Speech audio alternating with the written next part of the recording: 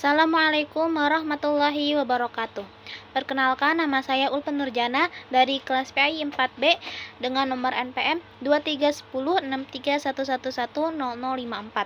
Nah, di sini saya akan sedikit menjelaskan terkait dengan biografi singkat dan pemikiran pendidikan dari Ahmad Hasan atau seorang guru besar di Organisasi Persatuan Islam atau Persis. Nah, jadi Ahmad Hasan ini lahir pada tahun 1887 di Singapura.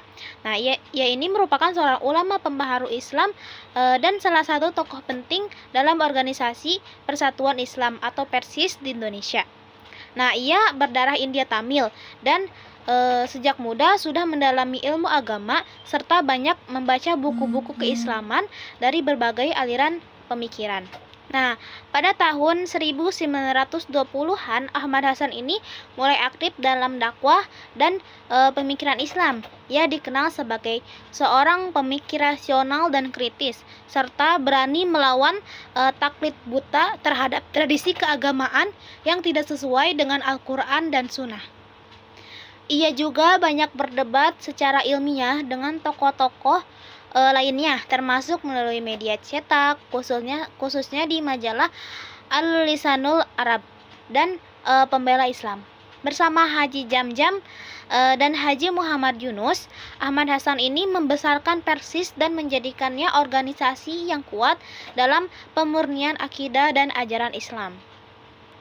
Nah, begitu saja biografi singkat daripada Ahmad Hasan ini.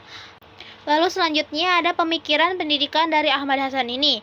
Nah, yang pertama itu adalah berbasis Al-Quran dan Sunnah. Nah, Ahmad Hasan ini menekankan bahwa pendidikan Islam harus kembali kepada Al-Quran dan Sunnah sebagai sumber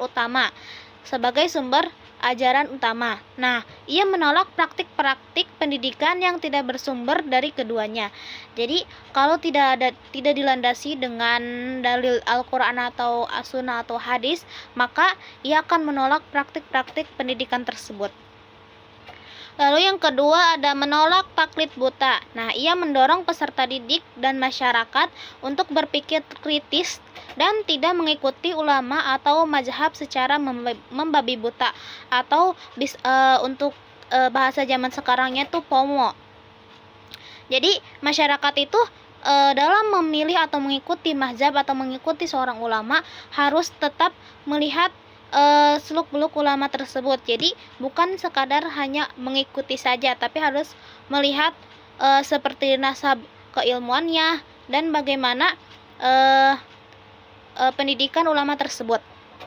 Lalu dalam pendidikan hal ini mendorong semangat ijtihad dan penggunaan akal secara rasional. Lalu yang ketiga ada rasional dan logis. Nah, gaya pemikiran Ahmad Hasan sangat rasional. Ia menekankan pentingnya logika dan argumentasi dalam belajar agama, sehingga peserta didik tidak sekedar menghafal, tetapi juga memahami secara mendalam. Jadi peserta didiknya itu bukan hanya disuruh untuk menghafal, tapi juga memahami materi-materi yang disampaikan dalam proses pembelajaran tersebut.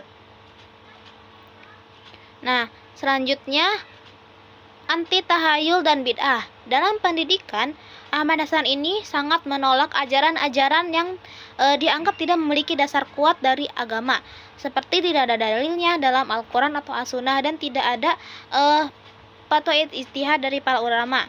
Nah, seperti adanya tahayul, kufarot, dan bid'ah.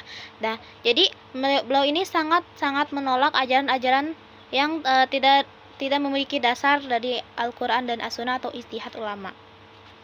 Lalu yang selanjutnya yakni pentingnya ilmu pengetahuan umum. Meskipun sangat fokus pada ilmu agama, Ahmad Hasan ini tidak menolak ilmu umum. Jadi, ia menyadari pentingnya sains dan teknologi, sehingga pendidikan Islam harus menyertakan ilmu-ilmu modern demi kemajuan umat.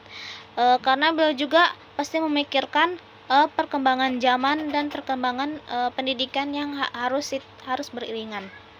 Mungkin itu saja yang dapat saya sampaikan terkait biografi singkat dan pemikiran pendidikan dari Ahmad Hasan, yakni seorang guru besar atau ulama besar dari organisasi Persatuan Islam atau Persis di Indonesia.